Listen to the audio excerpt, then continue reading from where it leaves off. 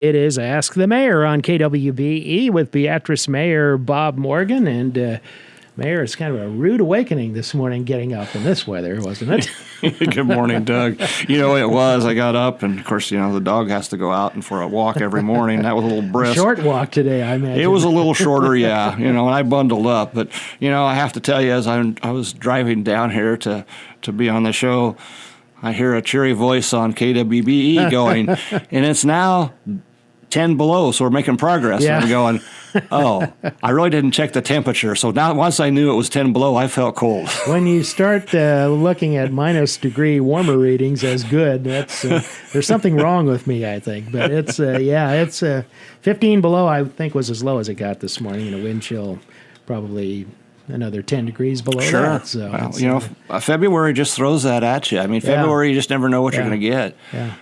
Kind of the dead of winter, and there's just no way around it. You're going to hit those times. That is right. And actually, we had, second snowstorm about a month later after the January one. I can always tell how, relatively speaking, this one wasn't as bad. The snow ridges in downtown weren't quite as high this time, about half the height. But seems like things went pretty well. Spoke with Jason Moore just before the Board of Public Works meeting yesterday, and he said, it was a little easier to handle this one. It was, it was probably 10 degrees when it started snowing, so that snow was light and fluffy. Yeah. I noticed that, I'm going to have to probably do a little bit of sidewalk cleanup again because the light wind takes that snow just about anywhere. But what do we do? Get about 4 inches? Yeah, 4 to 5 right in there. I think 7 a little bit farther east of here was the top amount we saw. So, but, when it's that light snow, it does make things a lot easier for travel as well.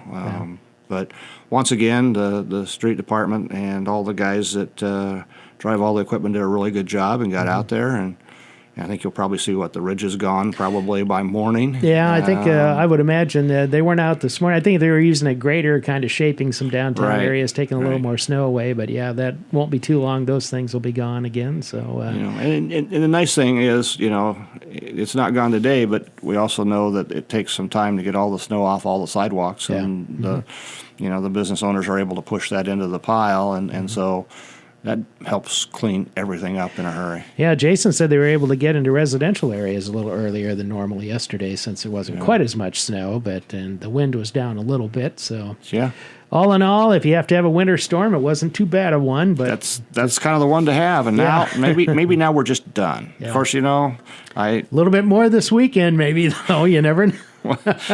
Don't say yet. And I have kept track that, that time around Boys State basketball. True. It always seems to bring a storm or at least a little bit of snow. It does. But, I can think of some years that it was pretty tough just to get to the state capitol for those tournaments as I was growing up. Yeah, it's I don't know what it is. It's just that calendar time of year when you don't know what you're going to get. Could get a thunderstorm, could get a snowstorm. That's right. The way it goes. But yesterday, as mentioned, Board of Public Works meeting, kind of one of the big items on that was the recommendation on a revenue bond for utility purposes, which will then go to City Council and yourself on Tuesday night of next week because of the President's holiday. You're going to meet Tuesday night. So pretty much expect approval without much discussion on that, or how do you see that? Yeah, I don't think there'll be much discussion on it. It does allow us to basically take care of a number of expenses that we need to take care of over a period of time, because $5 million is a pretty good chunk of money. At least in my book, it's a heck of a lot of money. But it does allow us to do that, and I know I'm going to probably tie two of these together. One of the things that we did when we were out for BASWA, we didn't have to, but we decided to get the city rated by Moody's, and that's a step that you take. It does cost just a little bit of money to get rated, but what it does give you the opportunity to do, if you get a good rating, is to drive down the interest rate on municipal bonds. And so since we had that rating, it also helped us with this $5 million rating, because I believe the rating is good for a period of 6 months. I see. I could be wrong. 6 months or 12 months. I'm not 100% sure which that is. But with the structure and the strong financial stability of the city, it will allow us to do municipal bonds or general obligation bonds for a lot less money than you would if you were not a good creditor. Yeah. I had to actually look up the scale on Moody's on investment grade bonds, which this falls into. Right.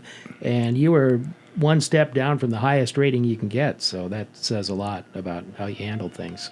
So. Yes, it does. I think that's a credit to, Hannah and to Tobias in their budgeting process and thinking through every decision that we make, because we always want, at least from my perspective, and as long as I'm mayor, we want to be in a very strong financial position. Mm-hmm. I know there are some cities that sometimes struggle, and sometimes the bond issuances come because they're out of money, and that's not where you want to be. We have a very strong financial position. We have very little indebtedness, and that just helps us continue to be a strong community for a number of years. Yeah, the area you don't want to be in is Moody's B and C categories, because then you get into speculative type things, and and I don't even know, you don't really hear of it much because you don't really hear of communities' bond ratings, but if any in Nebraska fall into that category and can't do revenue bonds for that reason. I don't know. Yeah. And that covers a lot of different, not only cities, but I believe, if I remember right,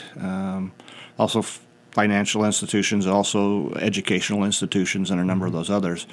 Really, if you're looking at those ratings to get the good rates and if you look at the scale, there's double A. Yeah. And if you're in the double A, no matter what the number is, you're in a good spot. Yeah. If you get to the A rating, you're okay, but you're going to pay a little bit higher interest. But, if you look at it from a report card, the B's are actually a D, and the C is almost close to an F. Yeah. Well, in your prior life as a college administrator, didn't that institution you took into account ratings as to how, where you're at? Right. We issued certificate of participation, known as COPS financing, for a number of building projects, and we also got rated at that point in time based on our strong financial stability. Yeah. Well, the estimate on the landfill bond issue of up to $500,000 in savings, that's important. That is important. Even $5 million, you save a 1% of that interest. Yeah. You're just saving money. Yeah. And it allows us to get, I think if you look at that revenue bond, at least two of the items were equipment or vac trucks. And that's talk about how technology's changed. We really don't take a backhoe to a lot of stuff anymore. Yeah. We do it through the vac trucks. Yeah. And I thought it was interesting that Rob Merrow noted the time difference between digging a trench to repair a water leak versus the vac truck. It was like, what? They were. I can't remember what the figure was, but it was significant. It was significant, even almost, like they get it done in 2 or 3 hours versus maybe a day or two. Yeah. And so, with technology, it gives us access to assets that really help all the Board of Public Works guys do their job, but there's a cost. Saving time during this weather, too, fixing a main break.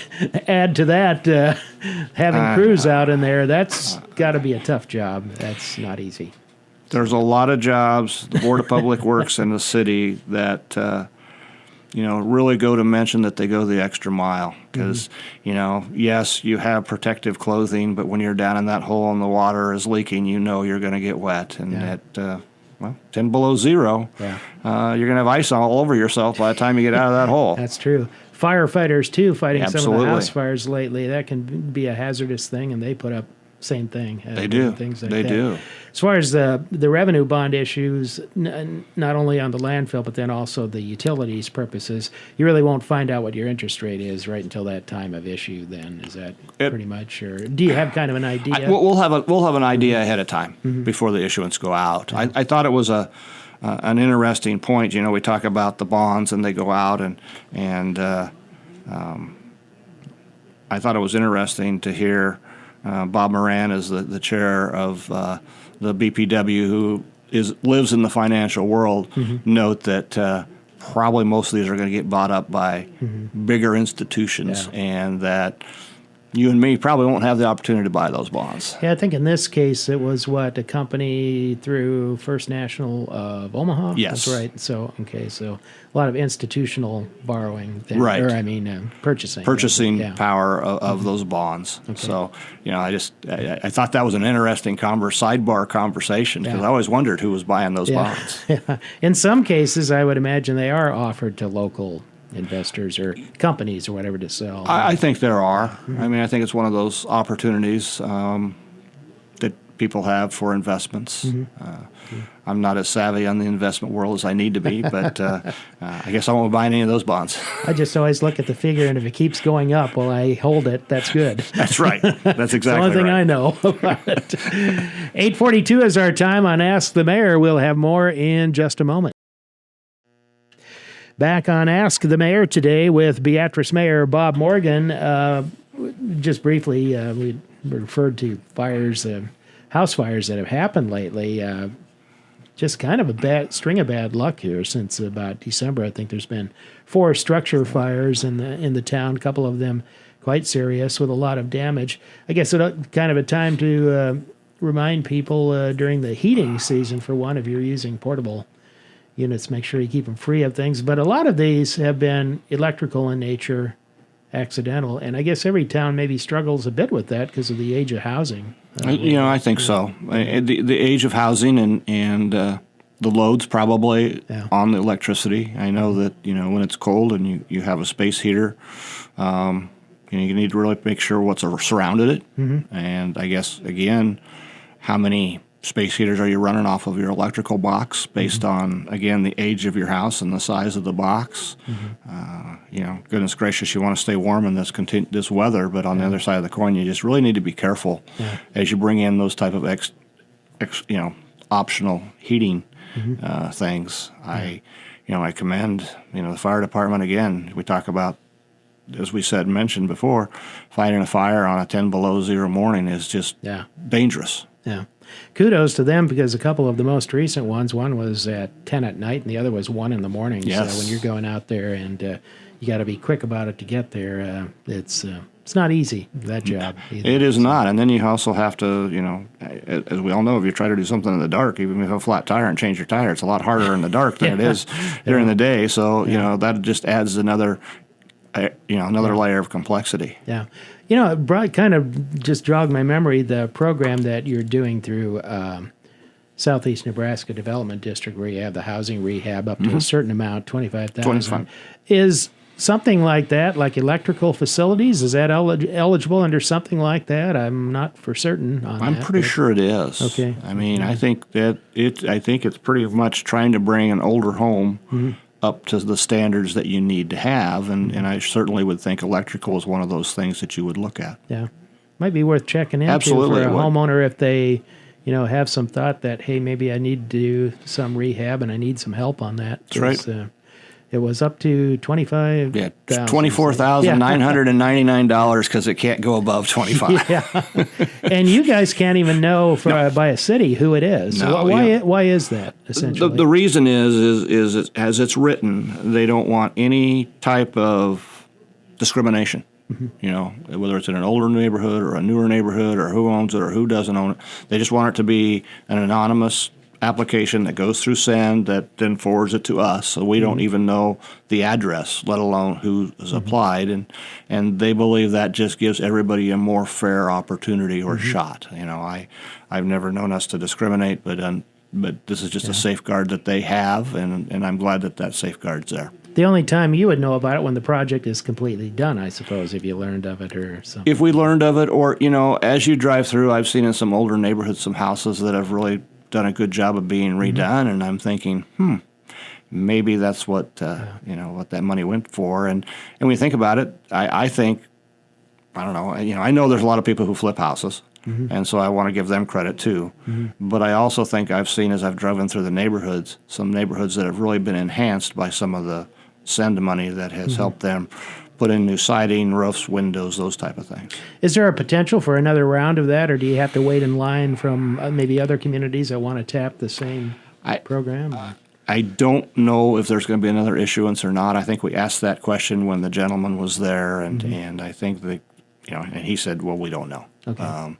It'll be interesting to see where we go with grants for all types of things through federal and state over the next couple of years. I think if I remember right, you had 18 or 19 of them? 19 homes. 19 homes that have gotten some help through the program. So if you think about the injection into the community, 19 times 25,000, that's a pretty good injection into your community to rehab housing. Yeah.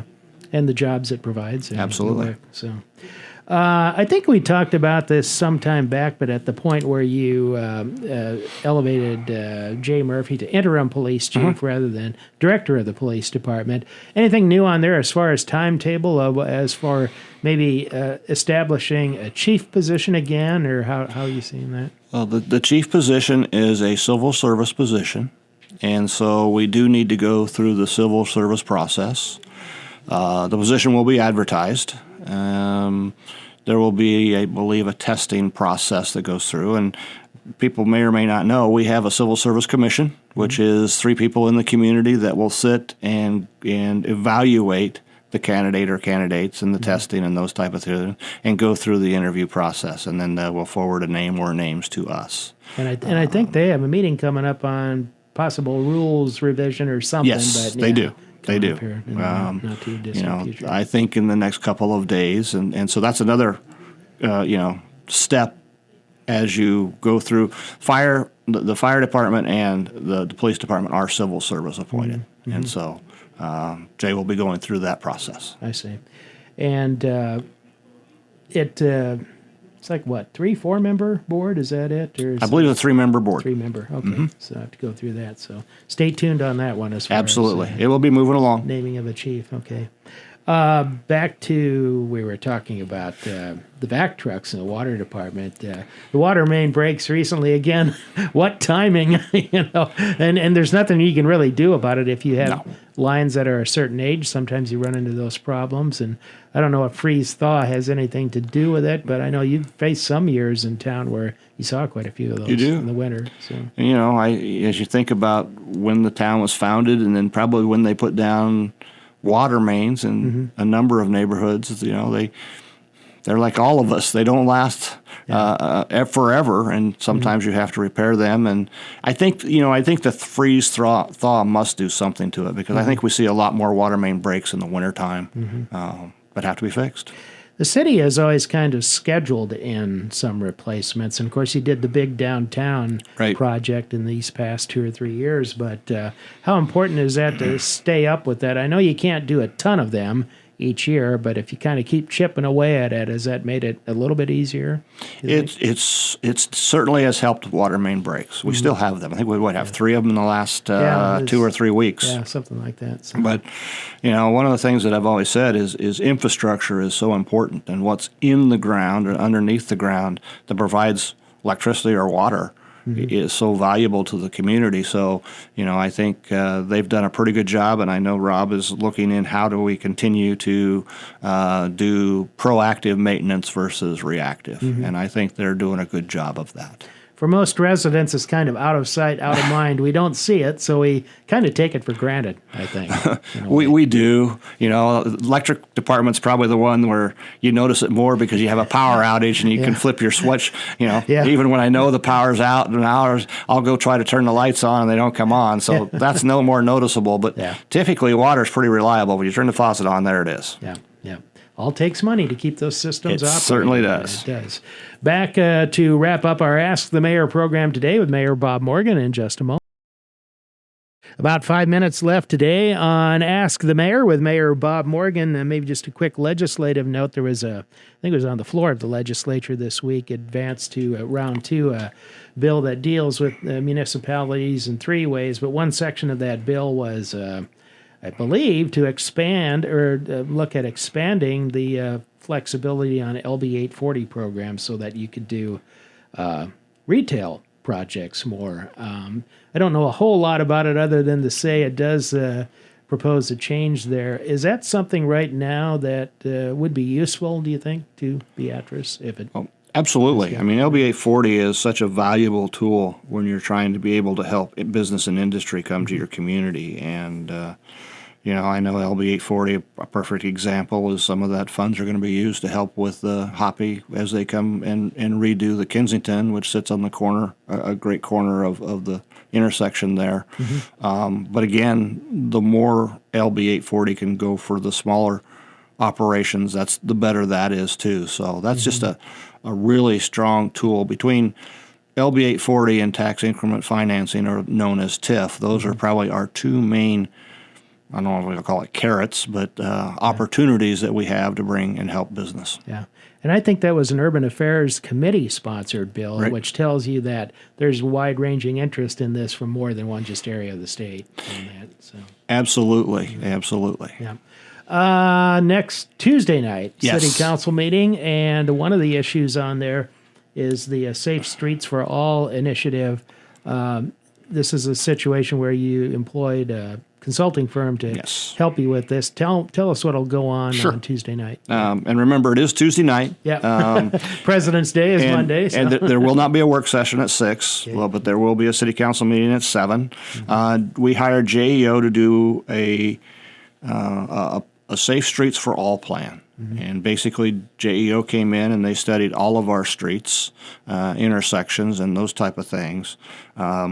Twofold. Number one, and most importantly, to identify the high traffic areas where there's a lot of accidents, and then recommend how do you maybe reduce that risk and lower the number of accidents in that high areas. I think if you think about it, I always say, you have people that know what they're doing to do the right thing.